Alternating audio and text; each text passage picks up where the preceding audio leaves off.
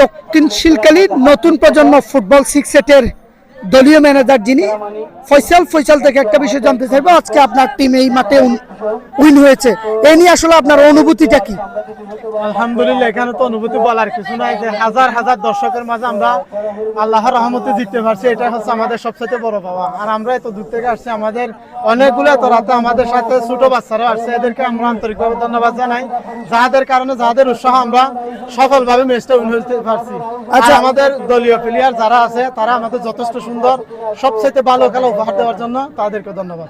আচ্ছা, আপনাদের সর্বোচ্চ মানে যিনি গোল করছে রমজান আর জসিম, আচ্ছা দুজনকে নিয়ে আসলে আপনার বলার কি আছে? ওরা তো এমনিতে উপজেলা উপজেলা যে কোনো টিম হলো ওরা সবচেয়ে ভালো খেলে, উপজেলা টিমে দুজনেই খেলে, এটা বলার কিছু না। এরা দর্শকে জানে, এদেরকে যারা চিনে তারা জানে এরা কিরকম প্লেয়ার।